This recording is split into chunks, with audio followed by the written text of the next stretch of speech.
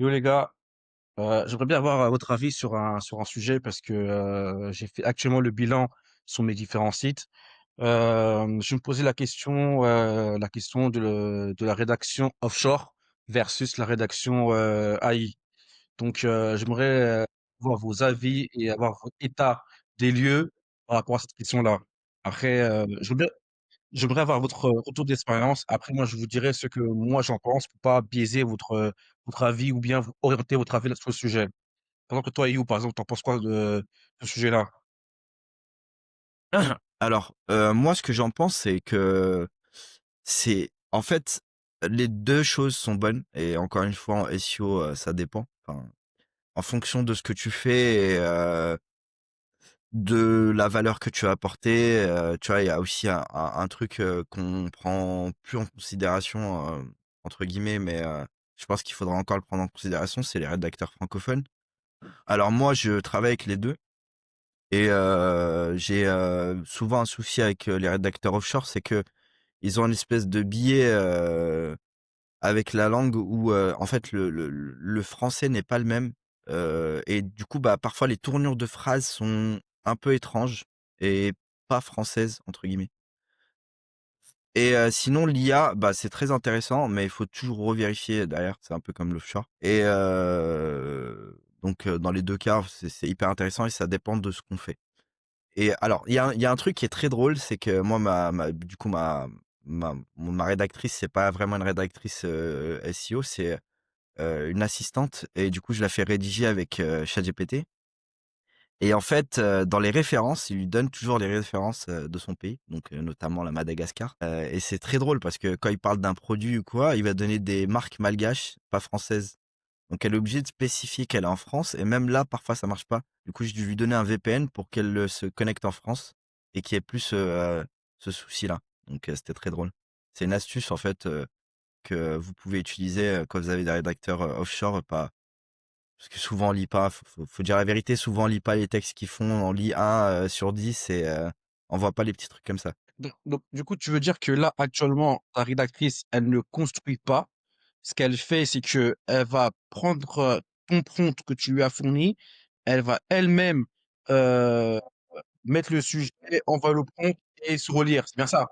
En fait, la valeur ajoutée, de quelqu'un qui est offshore, c'est ce que j'arrête pas de lui dire, c'est pas la rédaction, c'est le fait qu'elle relit derrière. Le fait qu'elle voit pas en fait, les petites erreurs que l'IA peut faire ou, que, voilà, tout ça, elle peut repasser dessus et le corriger. Et après l'autre aussi, moi j'ai des prompts, très précis et par exemple pour les bannières, mes bannières elles sont, voilà, j'étais graphiste avant donc c'est des bannières, très travaillées, voilà, on voit pas que c'est de l'IA et en fait, ça, c'est un prompt que je lui ai donné. Après elle peut apporter sa valeur et modifier les prompts, parce que, bah, quand parfois souvent quand les modèles ils changent et tout, bah, le prompt fonctionne plus exactement de la même façon et tout. Elle peut faire ses tests de son côté, mais c'est toujours moi qui valide effectivement. Ok, je vois, je vois. Bah, du coup, en fait, comment ça s'appelle? Bah, en fait, t'es encore un peu dépendant de l'IA, en fait. Donc, c'est pas vraiment du offshore, comme tu as précisé au début. Alors en fait, bah, faut Entre savoir un guillemets. truc. En fait, faut savoir un truc, c'est que souvent les rédacteurs offshore, ils vont rédiger avec l'IA, hein, faut pas se voiler la face. Parce que, bah, eux, enfin, tu vois, par exemple, tu beaucoup d'offshore qui vont être assistants virtuels pour plusieurs personnes, même s'ils vont te faire croire que non. Et eux, ils veulent gagner du temps.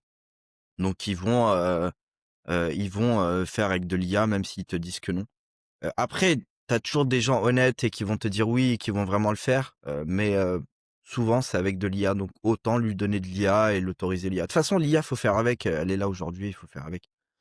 Et alors il y a un autre truc aussi, que j'ai découvert, que je ne savais pas, en offshore, en fait, quand, par exemple, vous prenez quelqu'un et que vous le payez très bien, il se peut que lui-même délègue. En fait, il fait du drop service et là, bah, quand c'est maîtrisé, que c'est voulu, que c'est vous qui, êtes OK avec ça, il y a pas de souci. Mais quand c'est pas maîtrisé, bah, du coup, la qualité que vous avez commandée, c'est-à-dire avec la personne que vous avez pris, n'est pas forcément la même, donc ça peut être problématique et donc au début, peut-être ça va être la personne qui va rédiger, mais à terme, ça, peut-être qu'elle va déléguer. Bon, après, faut pas faire de généralité, la plupart des gens sont honnêtes et font ça bien, hein. C'est juste, bah, parfois, voilà, ça rip.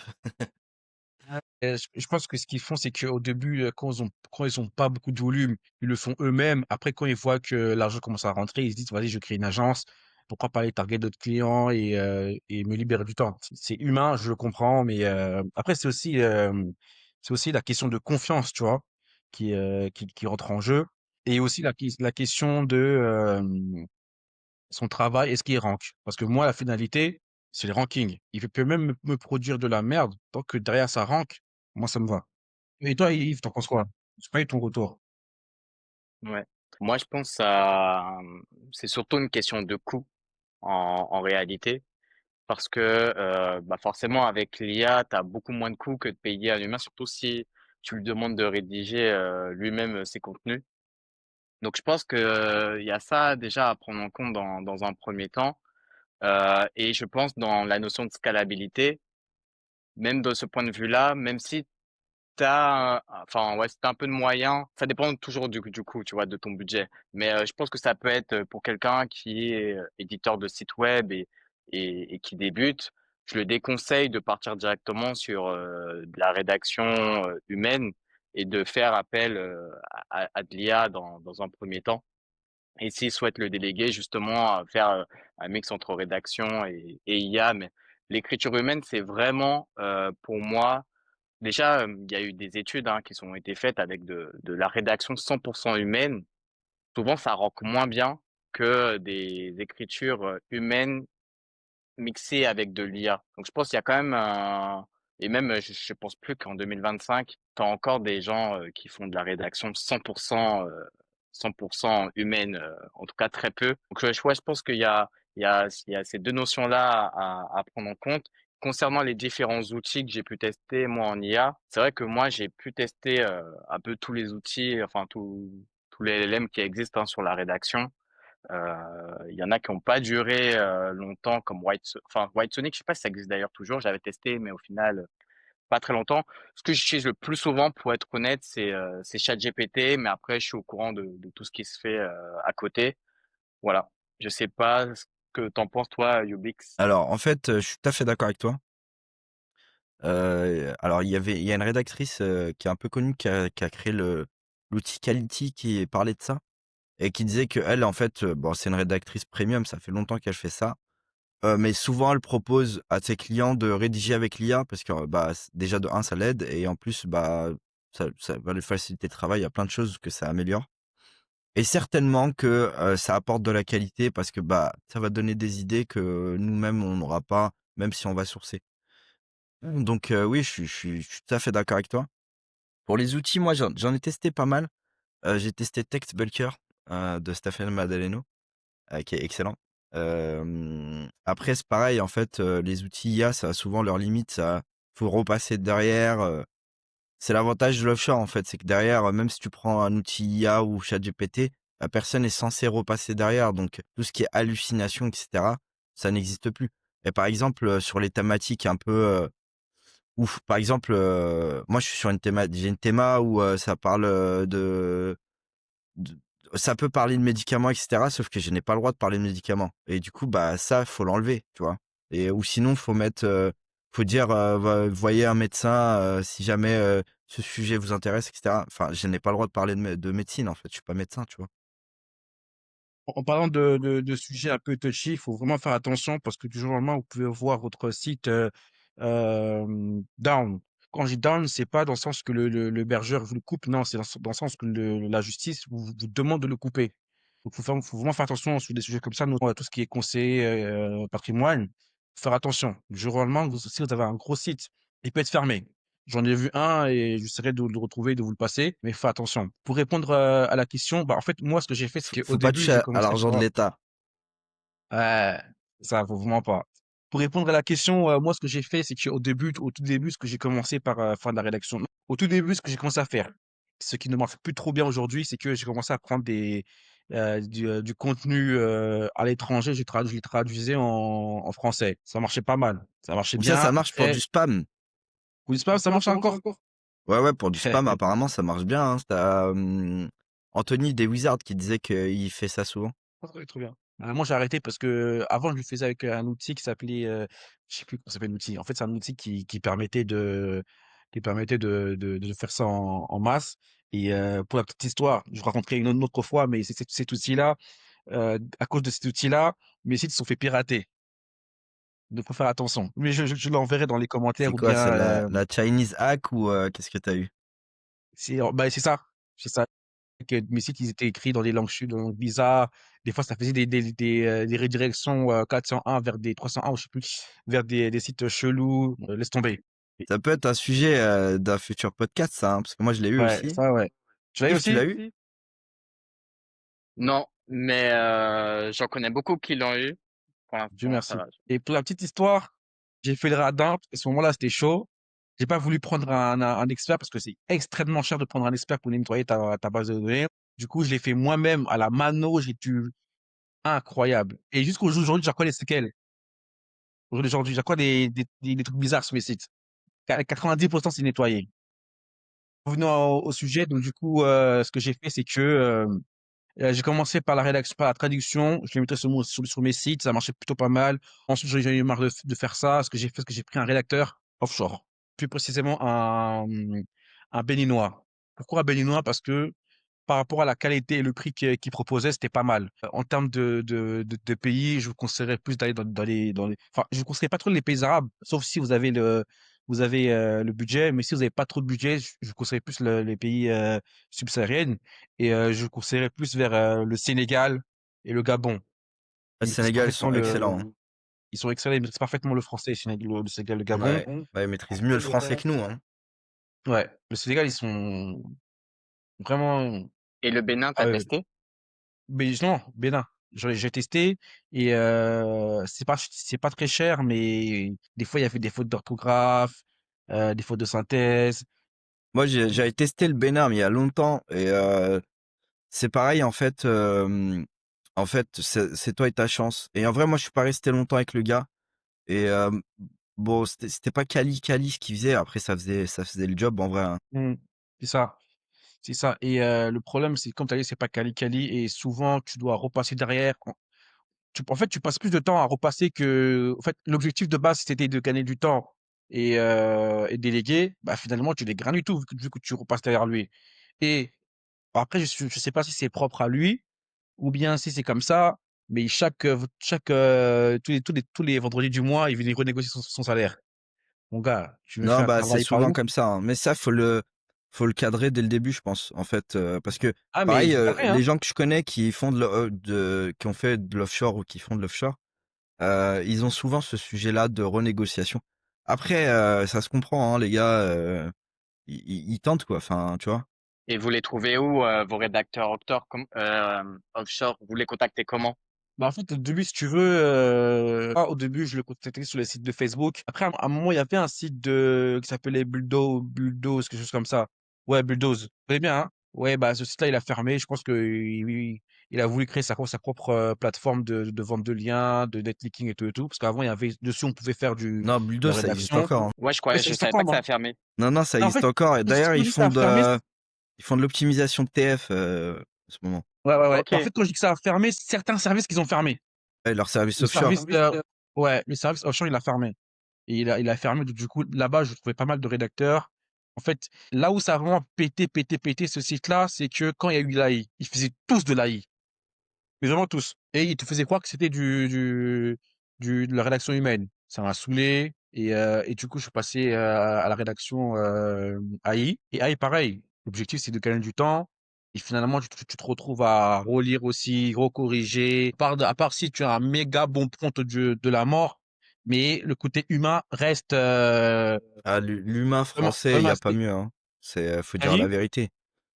Un bon rédacteur. Ah, bah, j'irais même plus loin, en fait. Je dirais qu'un rédacteur SEO français, il y a pas mieux. Après, il faut y mettre le prix, tu vois. C'est C'est ça. Et parce que justement, là, tu parles du prix. Là, tu pars du prix.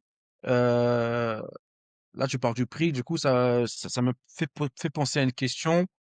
Si on se retourne vers le offshore et vers le full AI, est-ce par radinerie ou est-ce parce que le marché actuel de la rédaction française est trop cher? alors, je vais juste rebondir sur ta question de tout à l'heure. Moi, les rédacteurs.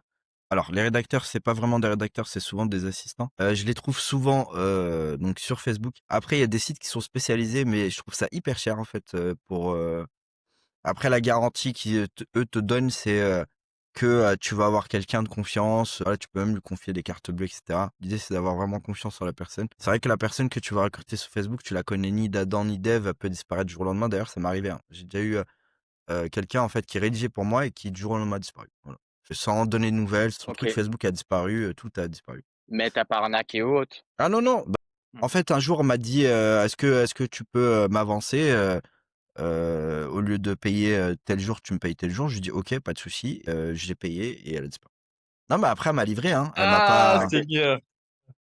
elle m'a pas il y a pas eu de scam ou quoi, elle m'a livré, après ça arrive les scams, hein, souvent et alors ta question c'était, au niveau des prix, est-ce qu'on est c'est parce qu'on est, des crevards et honnêtement je pense pas. Tu en penses quoi Yves, toi? Perso l'IA, ça peut c'est pas cher mais ça peut vite, monter aussi, hein. Ouais, après, c'est toujours, c'est pas que je pense qu'on est radin ou autre, c'est une question de budget et que effectivement un rédacteur en France, bah peut-être toi, c'est la deuxième réponse, c'est que ça reste cher et si c'est pas dans ton budget, bah tu vas pas forcément faire appel à un rédacteur français. Je connais des je regardais justement un comparatif de prix entre les rédacteurs et selon leur niveau, en fait, tu voyais que un rédacteur peut-être free qui vient de se lancer, l'avantage qu'il avait, c'est que bah, il est hyper motivé et en général, bah, tu vas être vers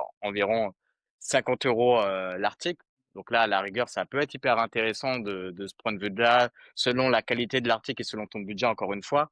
Mais après, plus le rédacteur a de l'expérience, ça peut monter extrêmement cher. Je crois c'est enfin extrêmement cher. Tout est relatif, encore une fois, mais je sais que ça peut être 250 euros l'article. Et quand tu es en agence, ça peut être plus, tu vois. En fait, après, c'est une question de retour sur investissement, hein. Si tu fais une landing page qui va te rapporter beaucoup d'argent, c'est sûr que tu vas prendre un copywriter qui va être, de meilleure qualité. Si tu as un objectif SEO, bah, tu vas prendre un copywriter qui sait optimiser en SEO.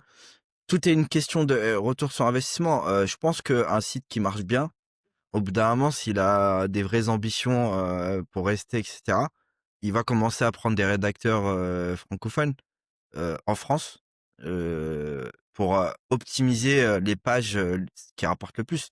Après tout le reste, il va, faire, voilà, c'est une question de retour sur investissement. Je pense pas que c'est une histoire de crevardise. Je pense que c'est plus, voilà, c'est l'entrepreneuriat, c'est comme ça, tu vas toujours vers le moins cher, pour tester quoi. Enfin, je trouve ça normal. Tout à l'heure, tu parlais d'une plateforme que tu as testé, plateforme de AI, Textbulker. C'est ça, TextBulker. À l'opposition, est-ce que tu connaîtrais des plateformes de rédacteurs humains auxquels on pourrait jeter un coup d'œil si on débute et qu'on veut de la qualité directement? Alors, en fait, je sais qu'il y a des plateformes qui existent. Je suis jamais passé par eux, mais je sais qu'il y en a qui existent et en fait, c'est des espèces d'appels d'offres, il me semble. Où, tu mets ce que tu veux et puis il y a des gens qui vont répondre, et tu choisis et en fait, même, sur ces sites-là, tu peux avoir de l'offshore, hein. Donc c'est, je vais ess je vais essayer de retrouver les noms. Et toi, Yves, tu connais ou bien tu as testé des rédacteurs humains? Non, malheureusement, j'ai déjà testé des rédacteurs humains, mais c'était plus des aides que j'ai pu avoir. Tu vois, j'ai demandé à quelqu'un de m'aider, etc., et de faire un article pour moi. Des échanges de bons procédés, on va dire. Et du coup, la qualité, elle était au rendez-vous, mais j'ai jamais payé ou délégué à quelqu'un parce qu'en général, bah, avec les outils IA, je m'en sors plutôt bien, avec les prompts que j'ai aussi. Et j'ai du mal à voir justement, à l'heure actuelle, hein, la valeur perçue, comme tu vois, Ayoub parlait de retour sur l'investissement, le retour sur l'investissement que je vais avoir en faisant appel à un rédacteur, tu vois, offshore. Bah, moi, pour ma part, j'ai testé le rédacteur humain, mais pas en perso, mais j'ai testé pour le taf. Et sincèrement, je recommande aux gens de le faire. Si vous avez un peu de budget, parce qu'un article, ça coûte en moyenne 50 balles, 40 balles. Si vous avez un budget, je vous conseille c'est Broker, ouais, Textbroker. C'est une plateforme hollandaise, je crois, ou bien allemande, je sais plus très bien. Et franchement, là-bas, tu trouves de tout et n'importe quoi, mais ils ont des bons filtres. Ils ont des Alors bons c'est filtres. celui-là que je cherchais, Text C'est Broker. celui-là? Voilà. Ils ont des très bons filtres et je l'ai testé. On a des très bons résultats. Ça Mais du coup, c'est rend des appels d'offres? En fait, c'est soit tu constitues ton équipe, soit tu fais un appel d'offres. Bon, ça s'appelle des open directeurs, ou je sais plus comment ça s'appelle. Bon, en gros, t'as les deux. Et, si tu tombes sur des bons rédacteurs, tu les gardes, quoi. Tu les crées dans une équipe. Et à chaque fois que t'as des commandes, tu les envoies à eux. Et eux, ils rédigent. Derrière, il y a texte Bulker ou Bulker, je sais plus comment ça s'appelle. Ils ont des outils pour analyser si c'est de l'AI ou pas. Tu vois, en gros, tu es vraiment bien servi. Si tu as un peu de budget, va là-bas. Si tu as un projet, t'as un bon budget, va là-bas, ton retour sur investissement sera vite rentabilisé que si tu as sur l'AI. Pourquoi c'est mon retour? Après, c'est pareil, je pense que sur des sujets très spécialisés, Mmh. spécifiques, on fera pas mieux qu'un rédacteur spécialisé. Vraiment Enfin, qui tu vois, je connaît. pense par exemple aux assurances ou à l'auto. T'auras jamais t'auras jamais mieux qu'un texte d'un mec passionné d'auto qui connaît toutes les voitures sur le bout des doigts et qui saurait te dire quel bruit, qu'est-ce qu'il faut réparer à travers un bruit de voiture, quoi. Donc on n'aura jamais des textes aussi bien que ça. Et Google le met en valeur d'ailleurs avec le AT, hein, donc ça peut être Ouais. très intéressant. Après, il y a quand même, pardon, un brief SEO qu'il faut lui apporter parce que je me rappelle, j'ai déjà travaillé, mais c'était le cas avec une cliente qui faisait appel à une rédactrice spécialisée dans un domaine, c'était sur tout ce qui était mutuel pour entrepreneurs, etc. Et en fait, la rédactrice, hyper bien, tu vois, en termes de qualité de contenu, etc. Mais en termes de SEO, les textes n'étaient pas du tout optimisés et répondaient moyennement à l'intention, si tu veux, mais tu sentais l'expertise. Donc, je pense qu'il y a quand même une partie, ouais, ça, c'est bien, mais il faut quand même briefer le rédacteur. Mais est-ce qu'au jour d'aujourd'hui, ce que Google veut voir, c'est pas ce côté expert plutôt que ce côté j'écris pour Google. Pour moi, il faut un mix des deux. Ça reste un algorithme. Alors j'ai vu un cas la dernière fois, donc c'était un case study donc d'un gars qui avait un client, il avait optimisé ses landing pages et tout aux petits oignons et il arrivait pas à ranker. Ça le rendait vraiment fou, tu vois, il rankait pas. Et le pire c'est que le top 10, ça sert c'est top 7, un top 7. Le top 7, c'était que des pages non optimisées. Mais vraiment c'était pour les gars, enfin tu vois, c'est alors c'est non, si mes souvenirs étaient bons, c'était un cabinet de chirurgie et la plupart c'était il y avait aucune optimisation, vraiment, même, les sites étaient pas beaux, enfin voilà. Et du coup, il s'est dit: «Je vais essayer de désoptimiser une des pages» et là, il a recommencé à ranker. Donc en fait, Gerson, tu as un peu raison, je pense que ça dépend des SERPs. Après, peut-être qu'il avait suroptimisé aussi, tu Ouais, vois. Peut-être peut-être aussi, aussi, ouais. c'est possible, ouais. Aussi, bah, pour complémenter ce que dit Umix Sensei, c'est que moi, j'avais un site sur thématique cuisine, santé, et mais j'avais un concurrent, c'était un dinosaure. C'est un mec qui ne publiait plus rien, alors que moi, je publiais souvent. Je faisais du netclicking, je faisais tout. Je n'arrivais pas à le dépasser. Que le gars, il faisait pas de netclicking. Il ne publiait rien. Il avait une page statique. Mais il ne bougeait pas. Au contraire, moi qui faisais du netclicking, qui faisais du contenu, qui publiait souvent, je le sentais. Mais pas lui. Peut-être que c'était l'intention de ton site, qui convenait pas. C'est-à-dire, parce que lui et moi, on faisait à peu près la même chose.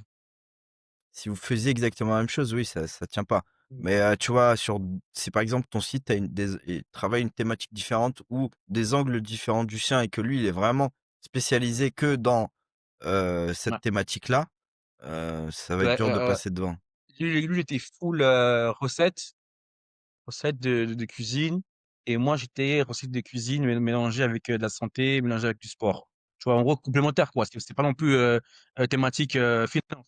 Tu vois, c'était vraiment, quand on parle de nutrition, on parle de sport. Quand on parle de sport, on parle de santé. Quand on parle de santé, on parle de... Ouais, Lui, il était en sous-niche et toi, tu étais un peu plus en niche. c'est ça. Je me suis un peu plus élargi pour toucher un peu plus de public. Mais sous le mot-clé principal, lui, il bougeait pas. Du coup, Yves, tout à l'heure, tu disais que toi, tu étais plus, outils IA. Est-ce que tu as des outils que tu recommandes? Donc tu nous as parlé de ChatGPT, mais est-ce que tu as testé d'autres outils? Est-ce que tu as entendu parler d'autres outils, qui valent le coup?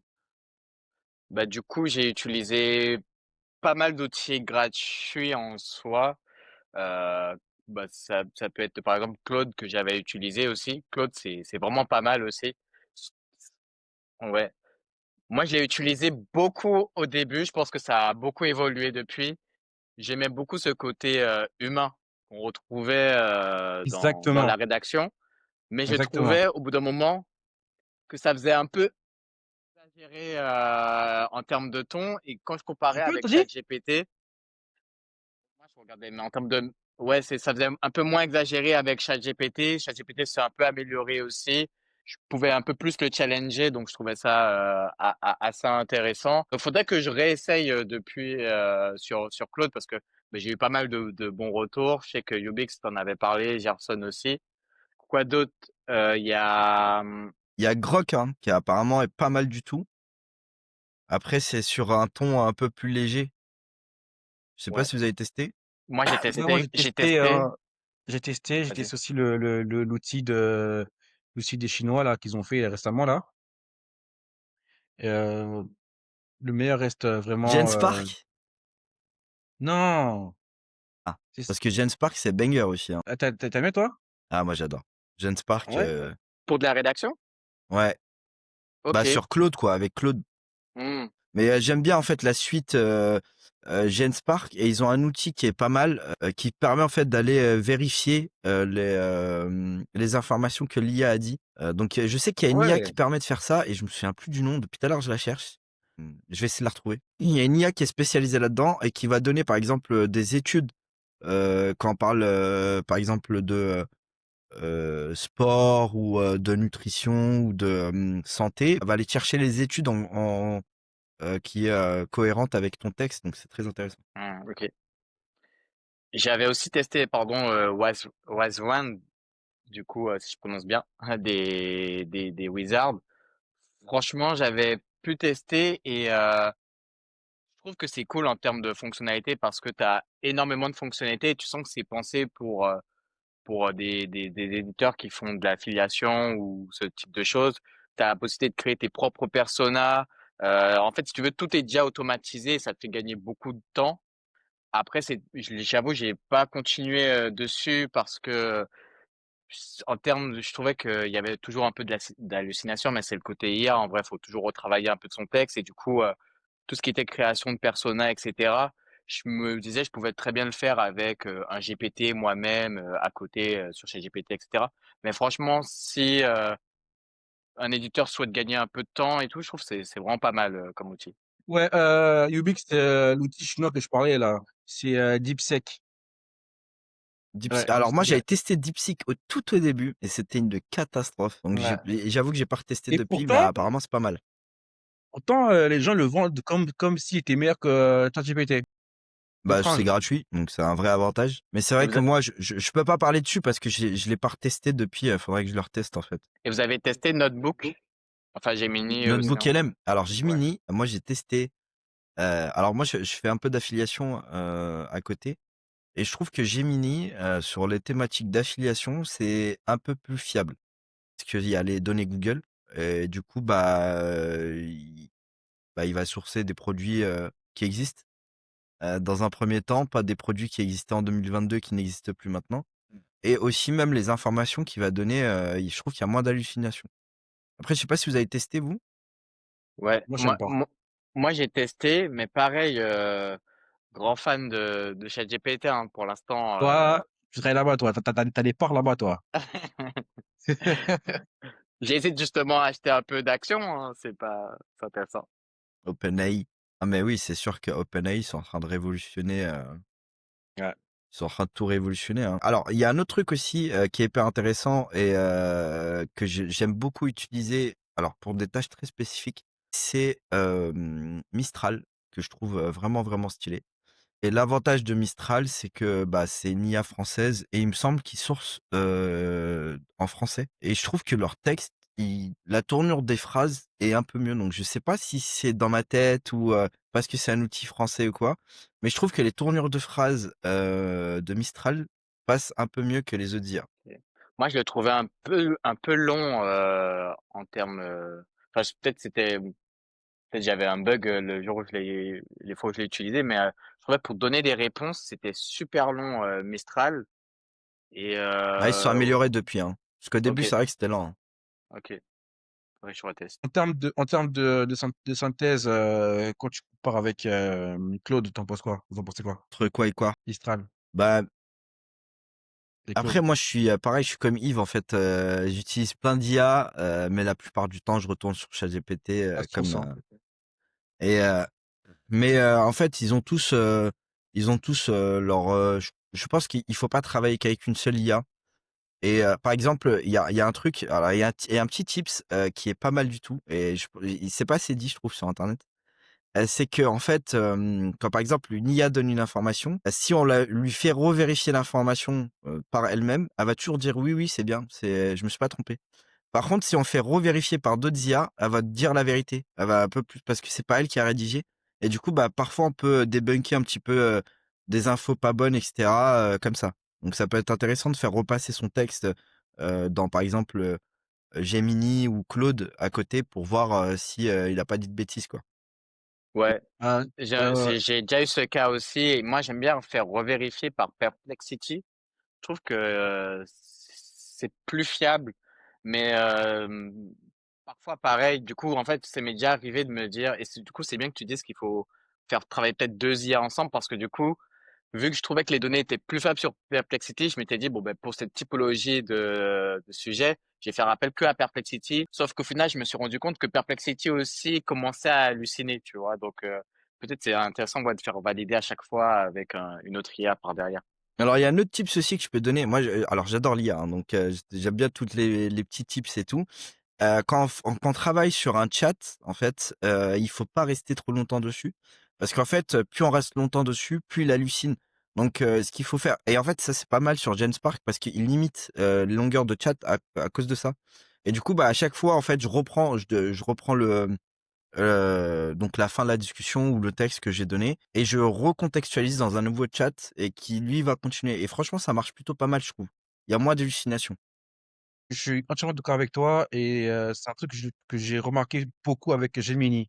Il pète les plombs très rapidement. Si, vous deviez, recommencer à zéro avec les connaissances que vous avez aujourd'hui et un budget, allez de 5 000, iriez-vous plus, vers une rédaction AI ou vers une rédaction humain de très bonne qualité ou vers un hybride et pourquoi? Je pense en vrai, c'est difficile, hein, quand même, comme question parce que du coup, ça dépend de ma stratégie, de base.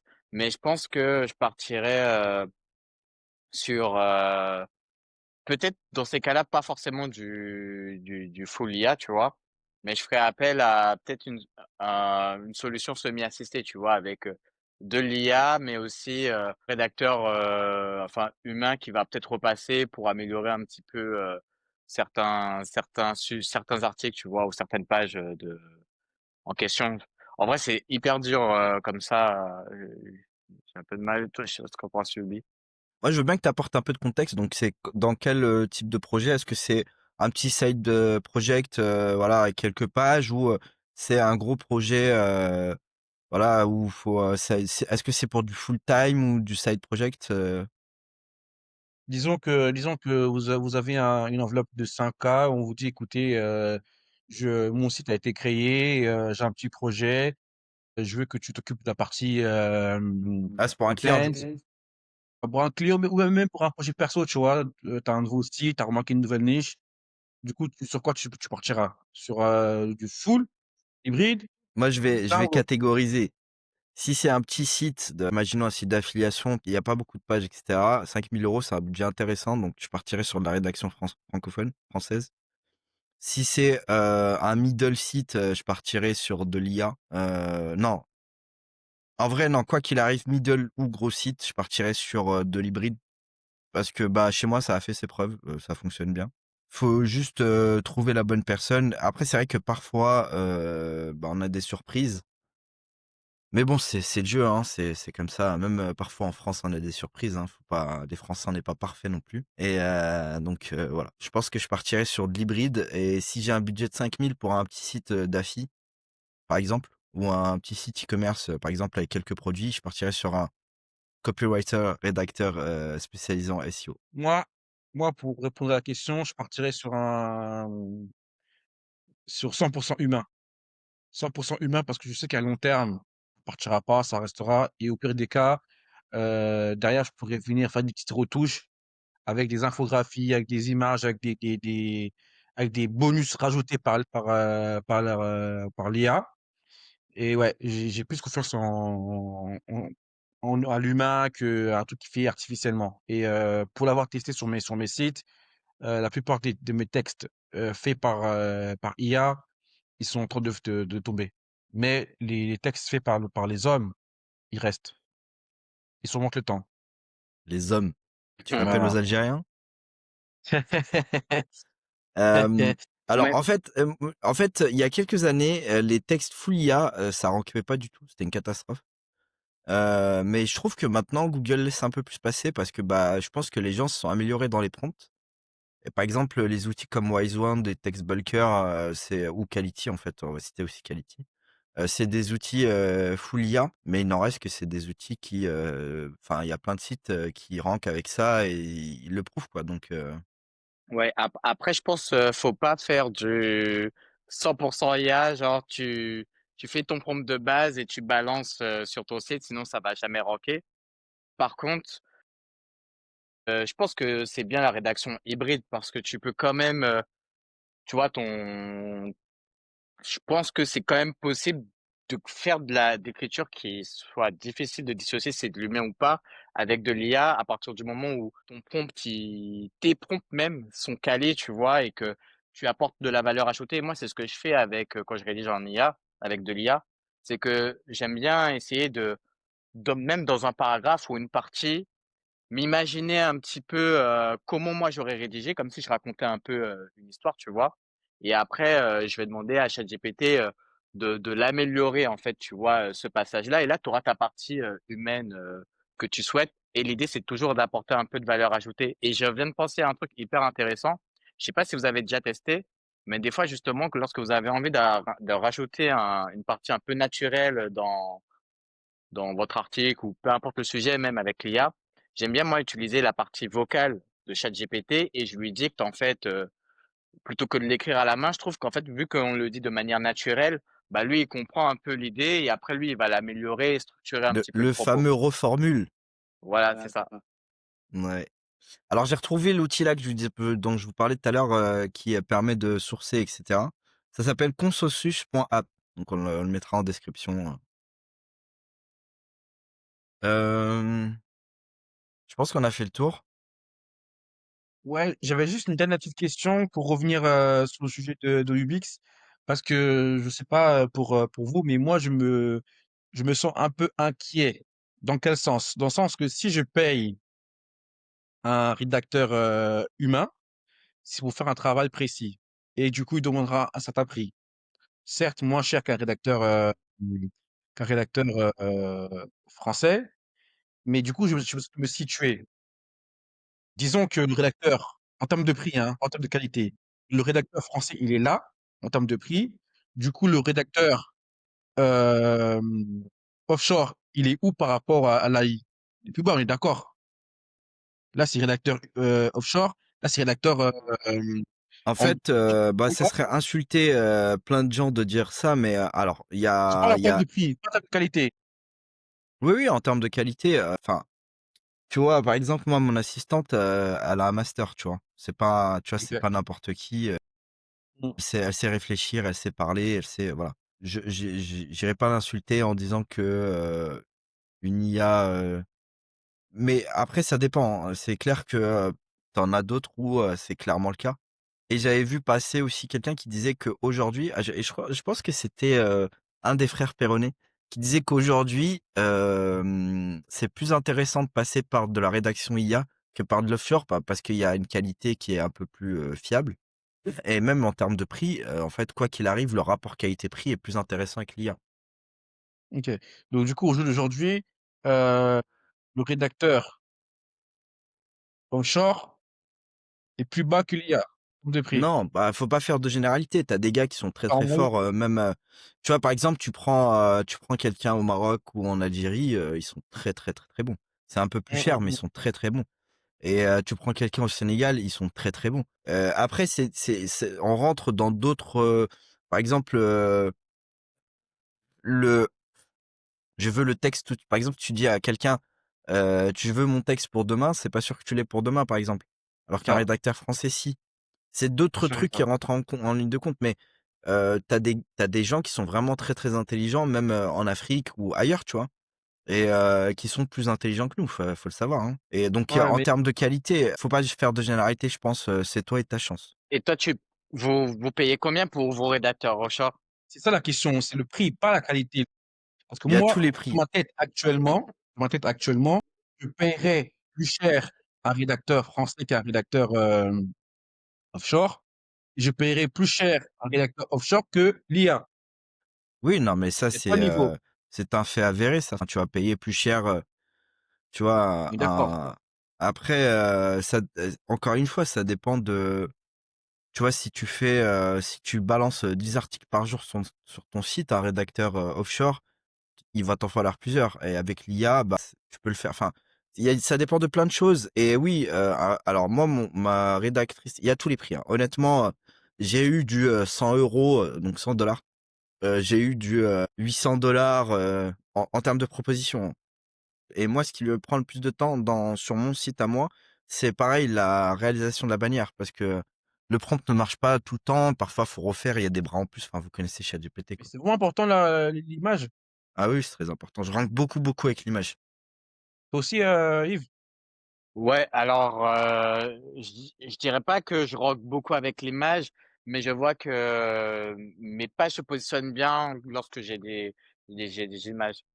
Puis il y a Je vous avoue que sur les thématiques, compliquées, où c'est très compliqué de ranker et cetera, parfois tu vas ranker avec de l'image, en page 1 et tu es dans les abysses, sur du textuel et ça te rapporte quand même du clic. Enfin moi, ça me rapporte pas mal de clics, les images, hein, donc c'est vraiment pas à négliger. Et tu fais des images générées par IA? Ouais. C'est marrant de de générer des clics avec des images, générées par IA, mais ouais. Ouais.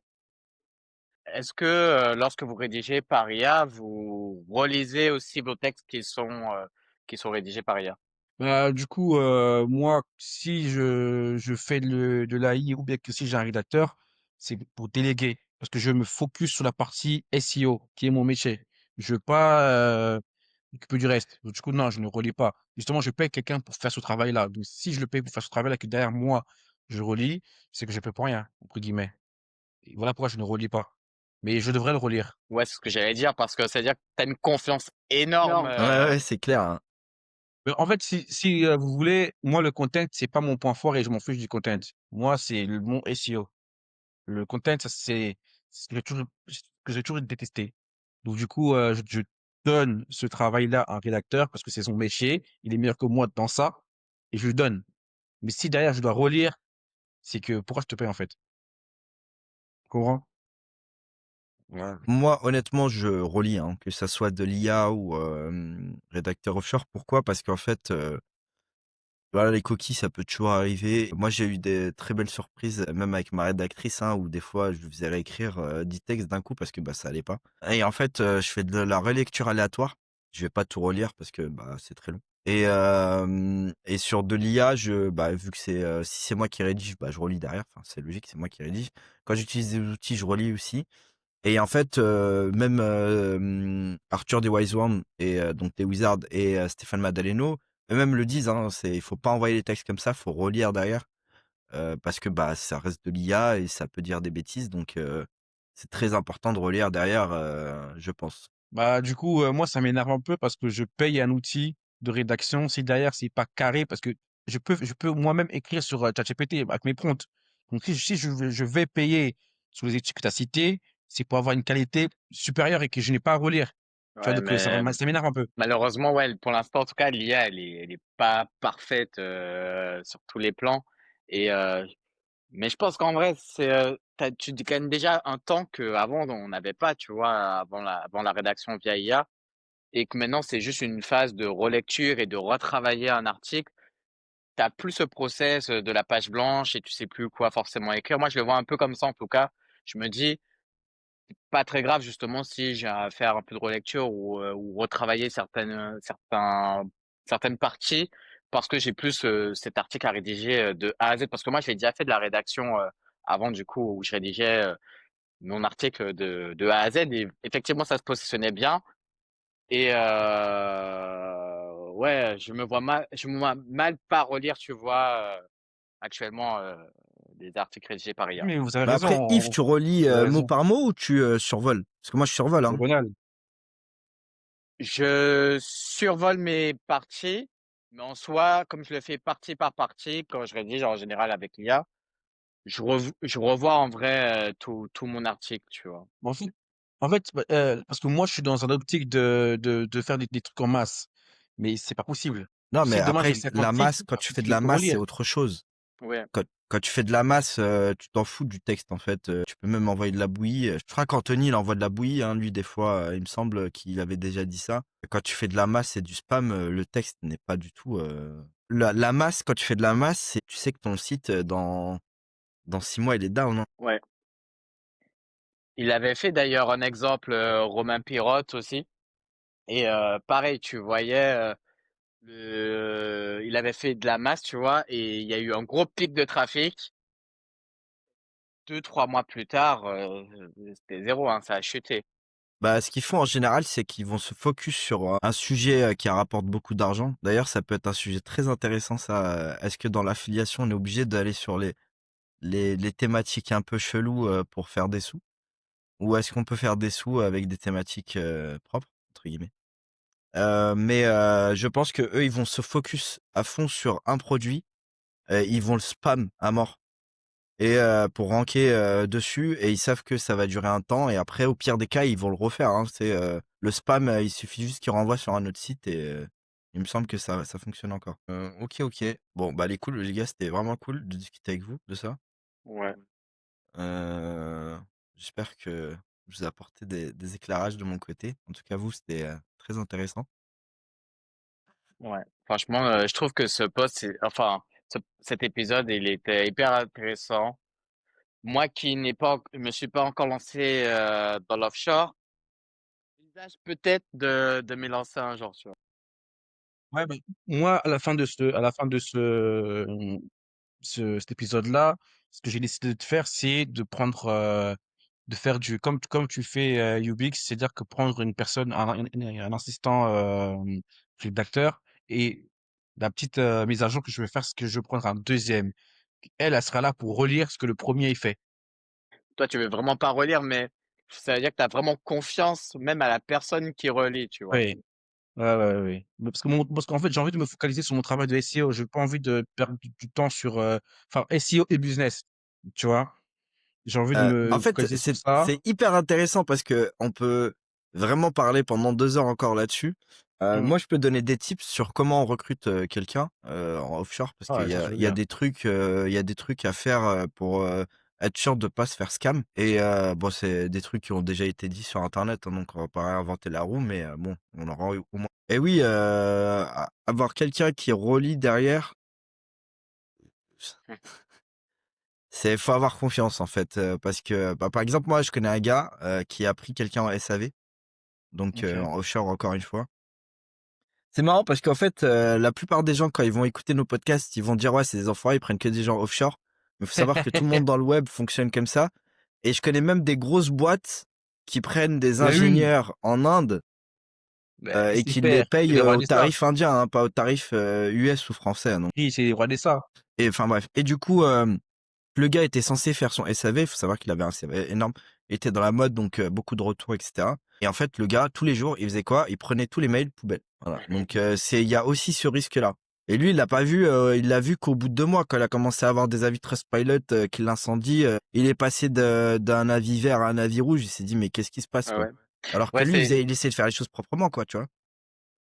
et comme si en fait, tu SEO d'une boîte mais tu regardes pas ce qui se fait en dessous et tu te dis: «Bon, c'est pas de façon, mon travail de regarder».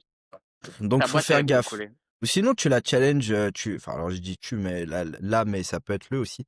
Tu challenges la personne, bien fort au début et qu'elle comprenne que, voilà, tu derrière quoi qu'il arrive et que tu fais de la revérification, de temps en temps et que c'est pas la fête du slip, tu vois? Mmh, mmh, mmh, mmh, mmh. Et ça c'est un des tips, tu vois? C'est, faut bien challenger la personne au début, lui faire comprendre que, bah, voilà, nous derrière, c'est notre business et qu'on fait pas ça pour, la gloire, quoi. Je pense que c'est pareil en France, on est tous salariés, on est challengés tous les jours les gars, non? C'est ça, C'est ça, ouais. Donc pareil voilà. partout, hein. OK, bon, bah, écoutez, c'était vraiment cool. Je vous dis à la prochaine. On a plein de sujets OK. intéressants à aborder. Ouais, c'était vraiment Puis, cool. prenez soin de vous. Merci, vous aussi les gars. Salut.